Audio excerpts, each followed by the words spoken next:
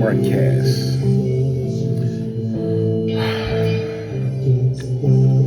This music is crazy. It's called Come Back and Stop Those Rainy Days. Okay, I mean, level of rain, but hope you get through it, bro. I'll fade this a little bit.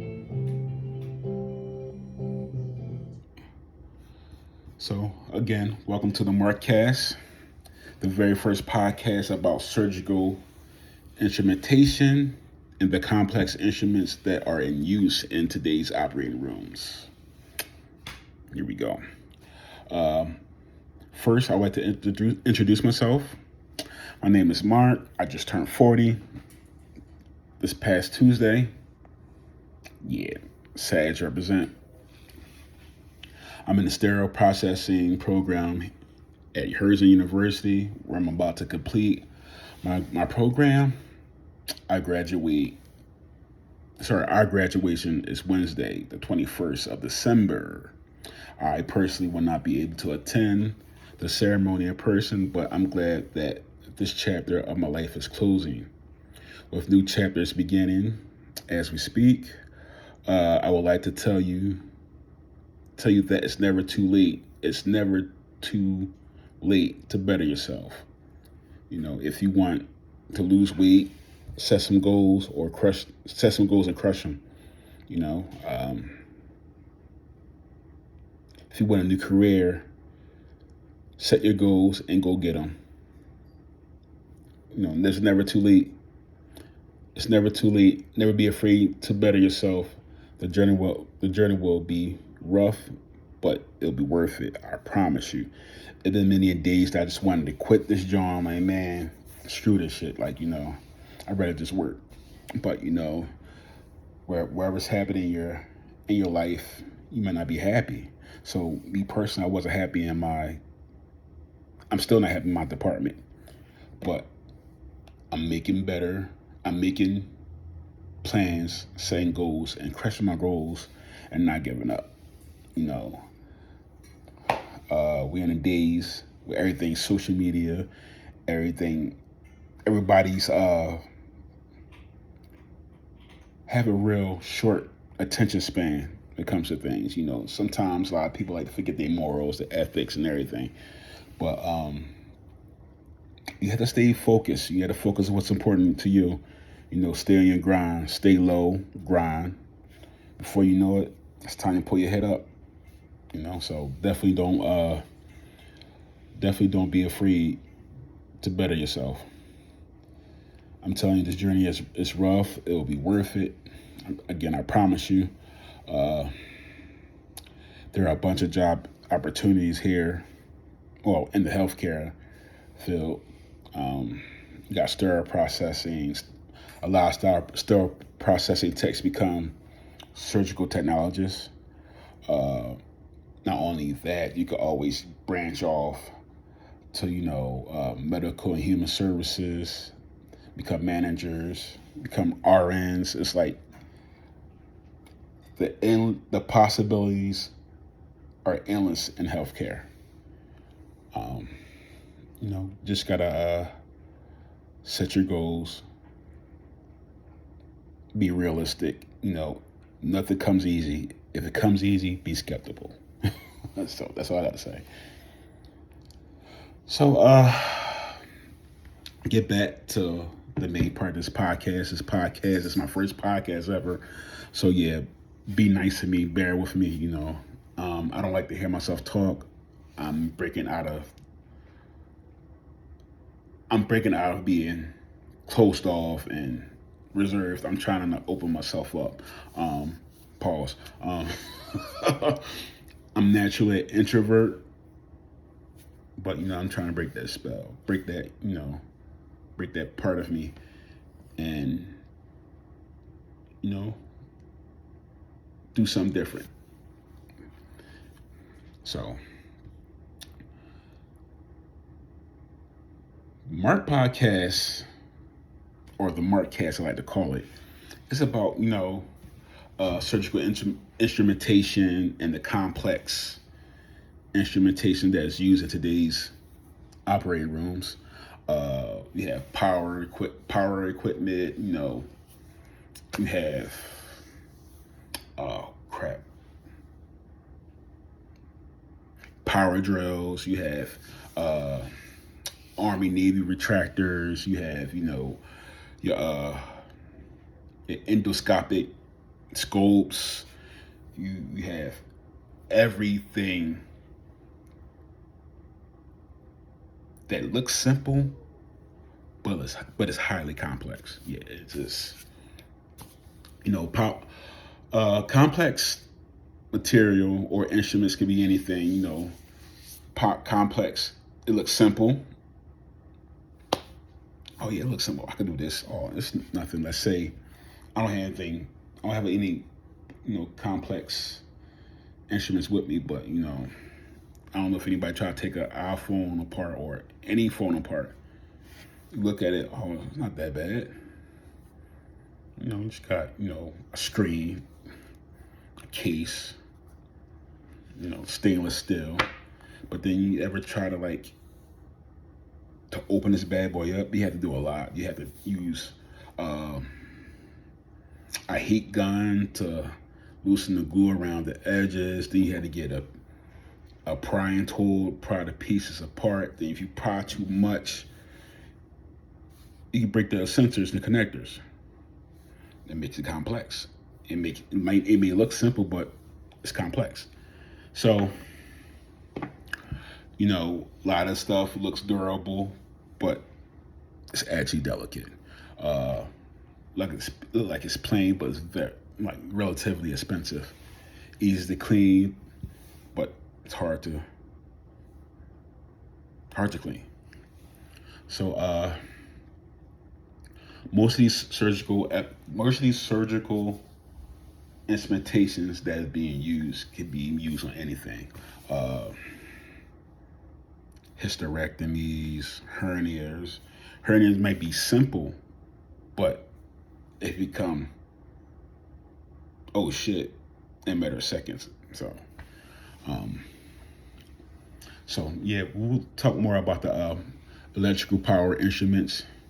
Cable attached to motorized headpiece required a cable that could be sterilized, one end attached to the instrument headpiece and the other to the motor adapts to a connected to the outlet. You know, I don't know if anybody has taken any prior electrical courses or basic basic electrician courses, but in the hospitals they have fail safes for anything that goes wrong. So I forgot, but I believe, let's say a major catastrophe happened. You know, I believe the backup generator is supposed to be back up and supposed to run for like an hour and a half or whatever, but can't remember. But yeah, like complex instrumentation, complex instruments, it's nothing without your electricity. Um, let's see, we have pneumonic drivers, gas powered, gas gas compressed instruments. It could be sterilized, handpiece. Some of the stuff can be submerged in water, so pretty much you have to just grab your cords, get your little sterile, get your little cleaning cloth, wipe the tips off, you know, brush down the cord of the drill. Some most of the stuff can be submerged in water, so you pretty much have to take your time, inspect everything. Let's see. Wow. Okay. Yeah. So I live in Philly, and Philly is crazy. So you will hear some off the wall stuff. Hopefully, they'd be good for the next 15, 20 minutes. All right. A lot of these, excuse me. A lot of these instrument requires chargers, requires batteries. So when doing this stuff, you can't get none of that stuff wet. Otherwise, you could destroy the product. A little thing could be, let's see,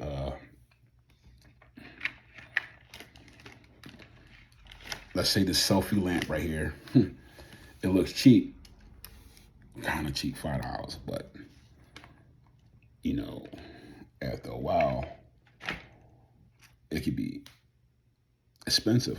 Keep producing, keep producing, keep producing, keep producing, and then stuff like that don't move off the shelf as it should. But I don't know, that might be a horrible example. Let's just say the big TV right here, Samsung TV. This was what, 65 inch, cost $500. $525 with after taxes.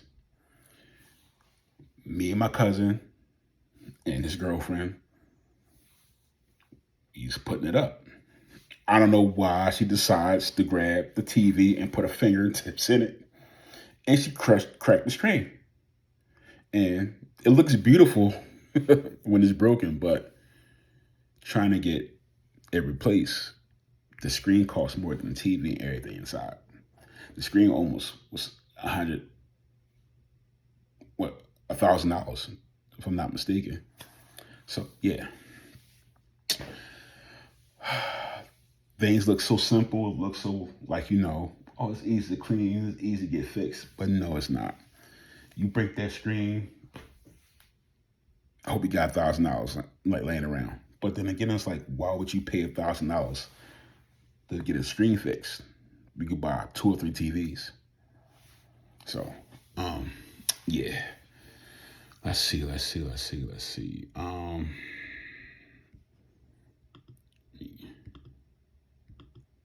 so wait.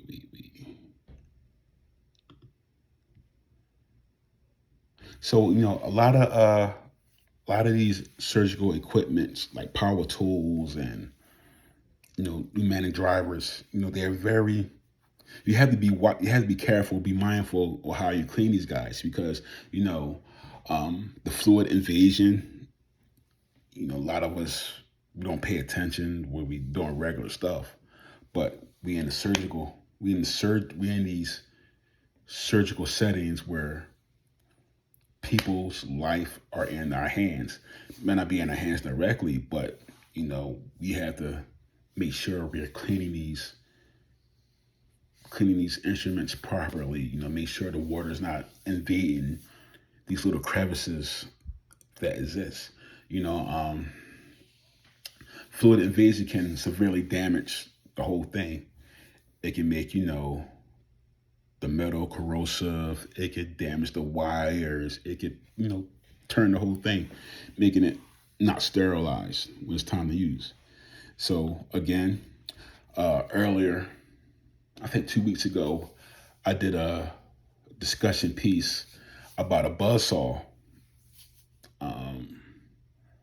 The buzzsaw, they wanted $10,000 for a buzzsaw. And when I did a little more research, it came from overseas. And then it's like, it might have been fake. So it was like, hospitals, any kind of surgical centers, anybody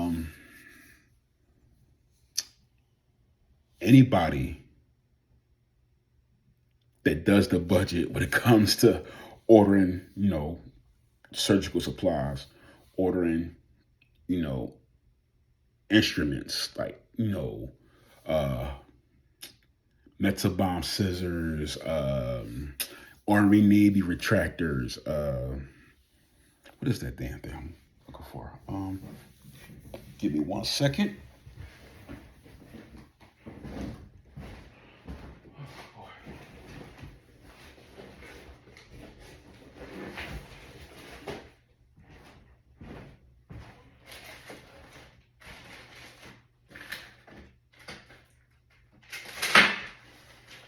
There we go.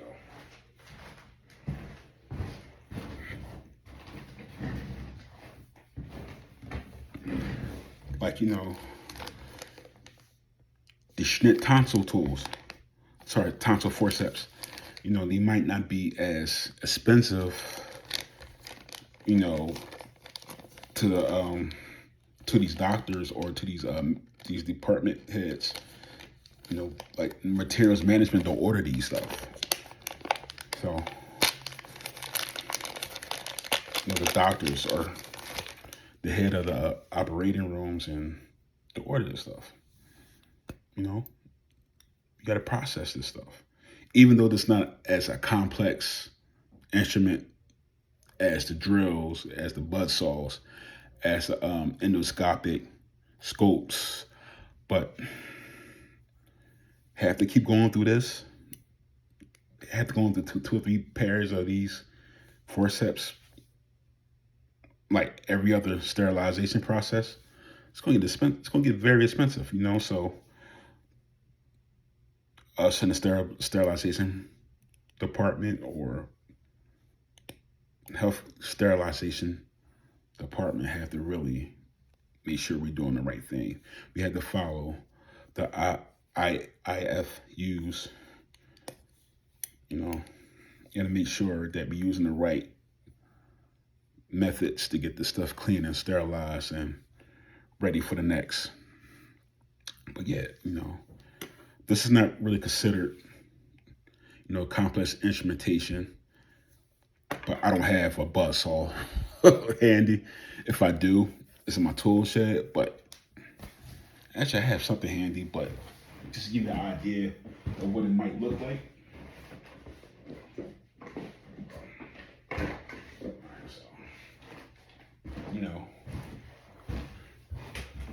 A lot of us have, power drills.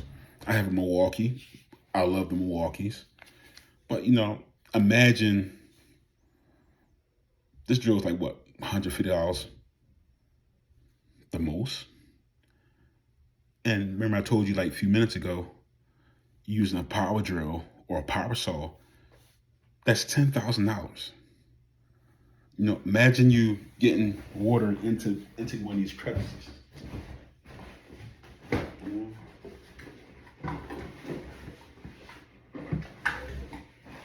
Imagine getting water into one of these batteries. You get what I'm saying? So, bam. Look at that.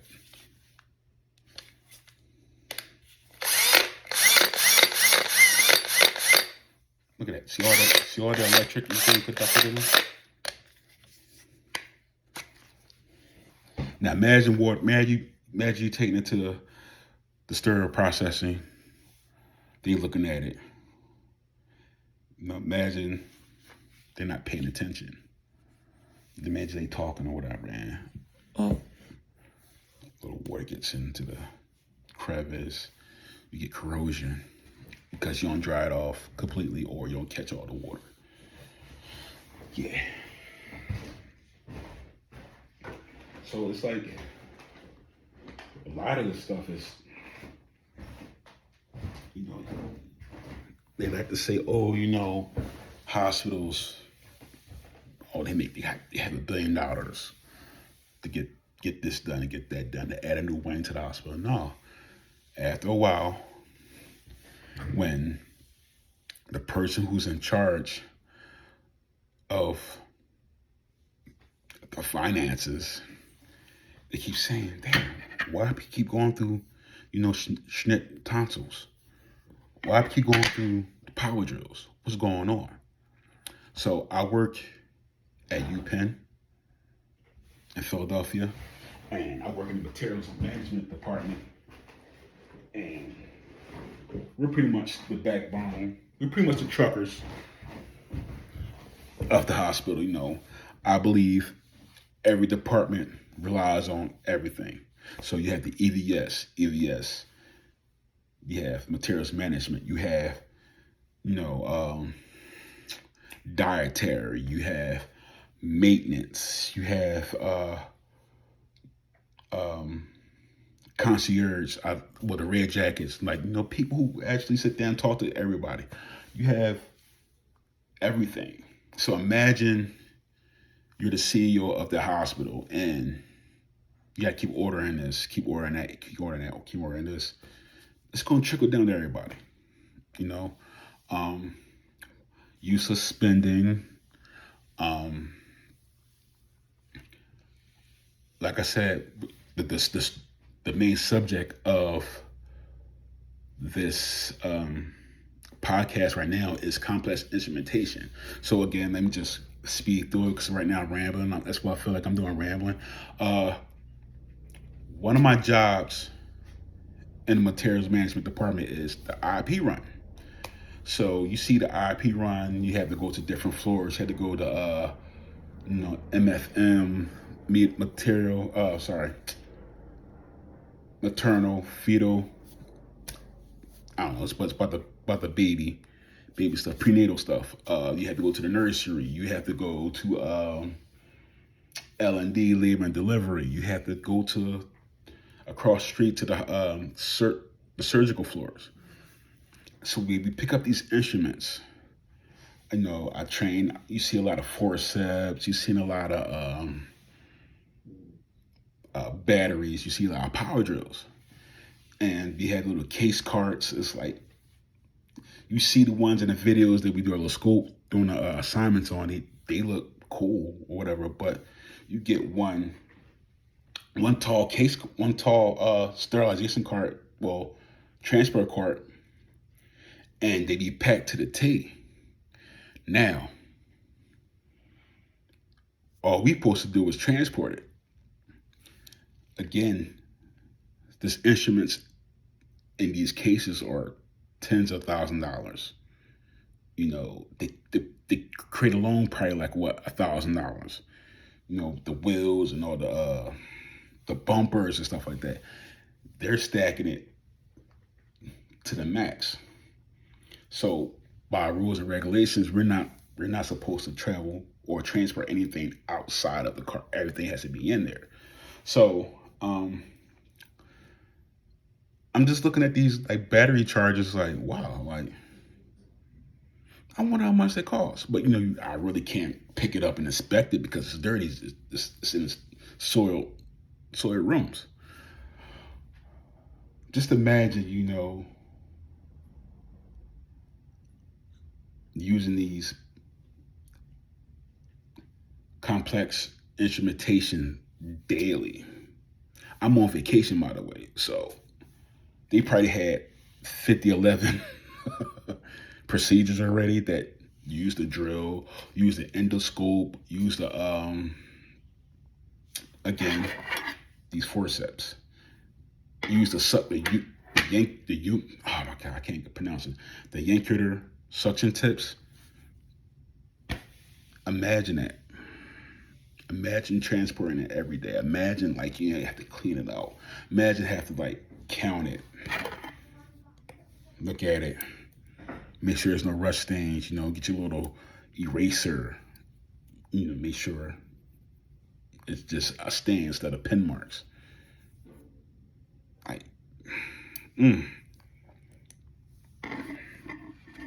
Let's see what else we want to talk about. So I'm working by myself, as you can know, as you could tell, or as you can know, sorry, as you can see, I'm working by myself.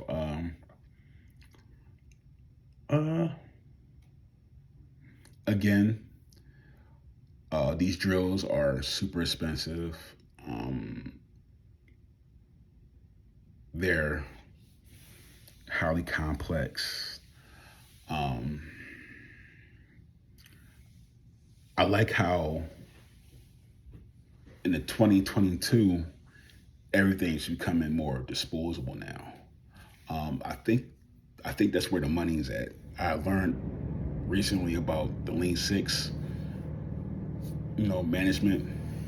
I wonder if my company uses it as well. They probably do, but I'll ask Wednesday or Thursday when I go back to work. But by then, school's over.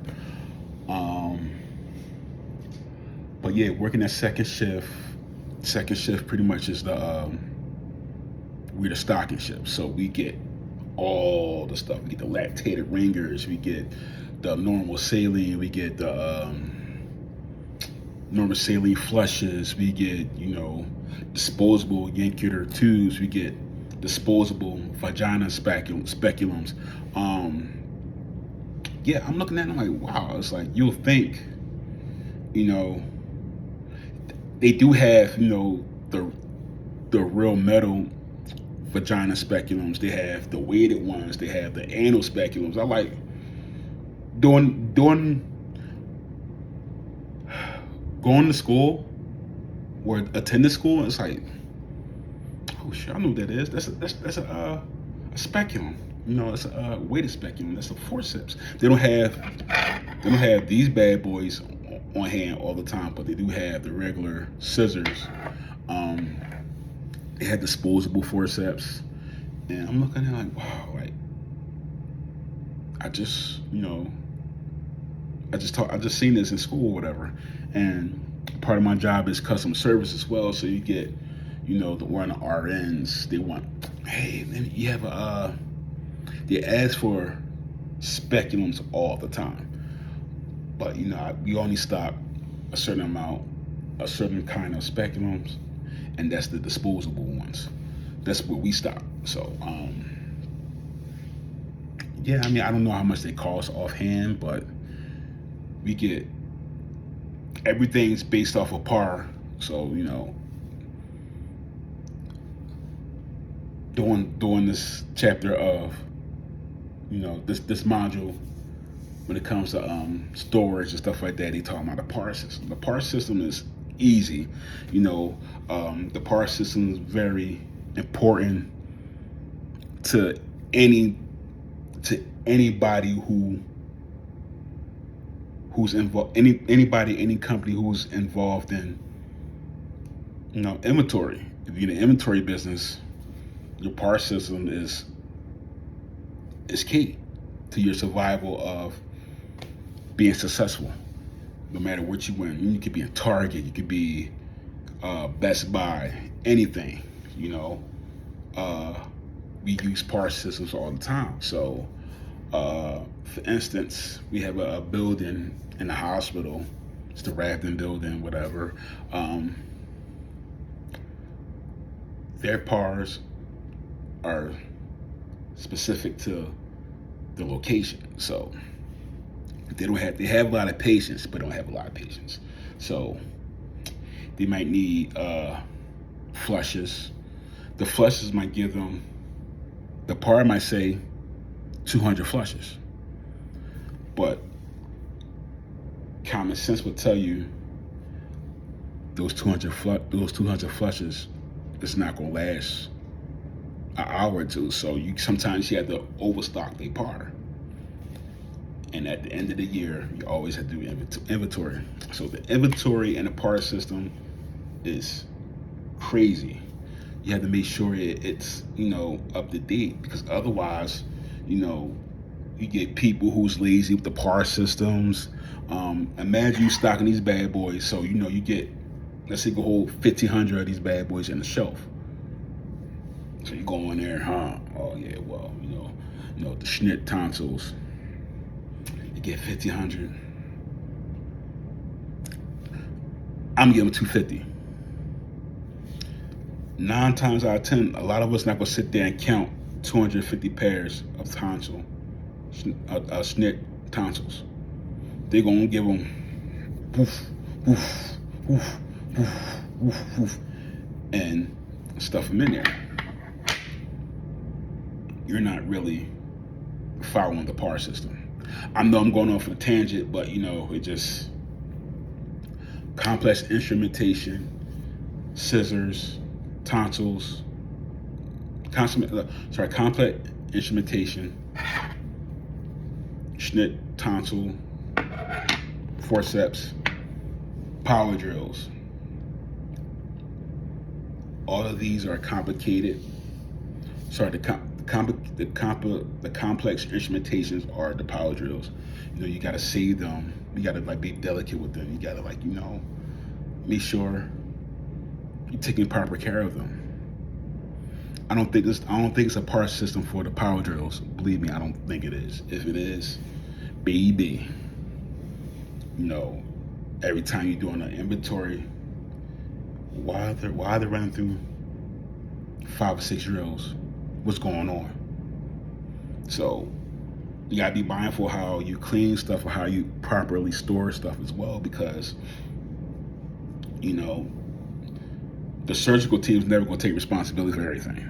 I knew that for a fact just by working in the hospital. They're always gonna run the blame to you. They're gonna put a safety net in.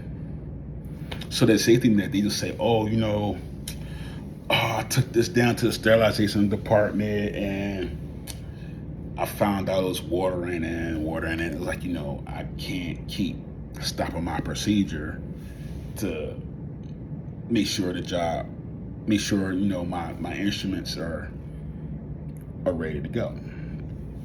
Now, that's just a hypothetical. That's just a super hypothetical.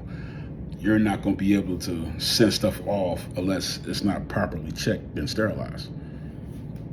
But that's just an example how certain people don't take responsibility, always like to pass the buck. So it's important for you as the sterile processor, as the surgical technician, to be on top of your game. You always have to cover yourself no matter what. So, because decontamination of these batteries, you might drop them. They had a little crack. Now they're compromised because you might have some kind of fluid invasion. Oh boy. I know I'm definitely rambling, but, let's see. You gotta be careful with the attachments with these, complex tools. The power bits. They're like tonsils. They like the needles and forceps. If they get too worn out, you can't use them anymore. It's like putting up a door or whatever in your house, and the drill bit is like flimsy. You're going to destroy the nail, right? So eventually you have to keep, buying utensils. Not utensils. Buying drill bits. And, I don't know how much these drill bits cost, but they can be relatively expensive. So you want to be mindful how you're treating this instrumentation. You want to be mindful how you're treating this instruments. Make sure you're doing the correct thing. Make sure you're following the training, and make sure you're doing the right thing. All right, let's see. You got dermatomes. They used to harvest skin grafts and stuff like that. Reshape skin surfaces. You got dental drills, jaw bones. Micro drills, middle of the ear, like boop right there. Wire drivers, drill saws, buzz saws, crack the sternum open. Woo-wee.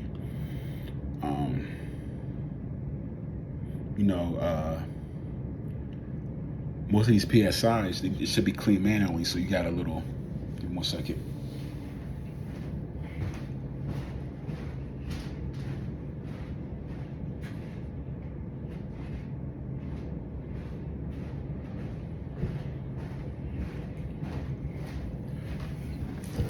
For the sake of the podcast, this is like, the brush we use to clean. Let's say you're cleaning a drill bit. Let's say it can be submerged. So you gotta get the little water, go in it, bam, bam, bam. Yeah, then manual clean, blase. So they use stuff like this, the double-sided brush. Yeah. Let's see.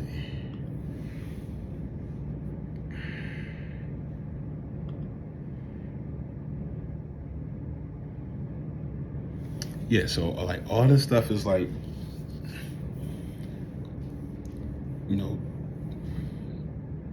these instruments are key to run a successful, surgical have successful operating. Yeah. Um, let's see.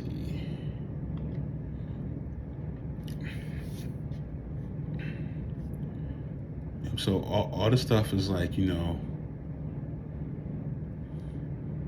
got the lumens, you got the you got land laparoscopic scopes.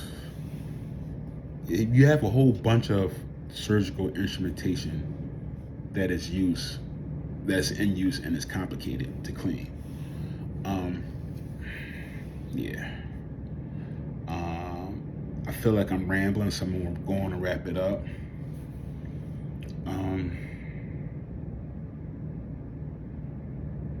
Every part of the topics I have up here, robotics, laparoscopy, endoscopy, arthroscopy, and complex instrumentation. Believe me, I think everything is complex. When getting these materials, you should always follow the IFUs. If you're not sure of something, always ask.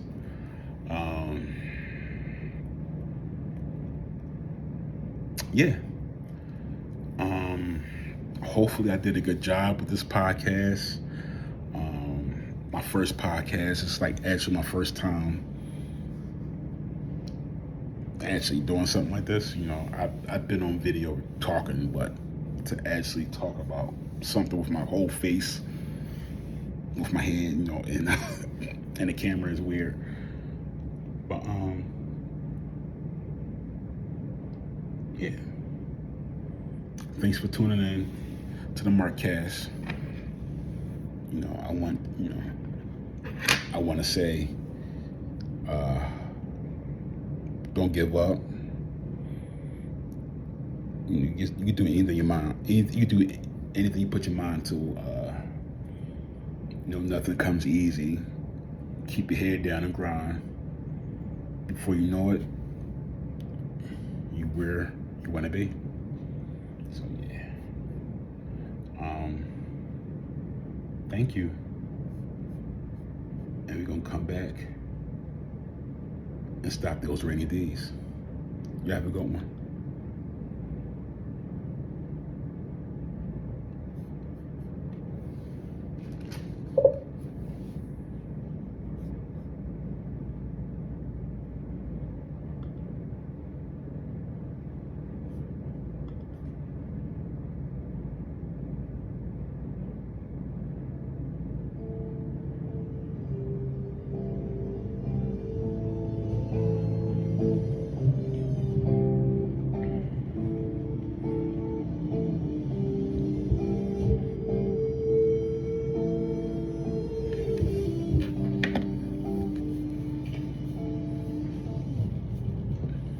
I do air guitars.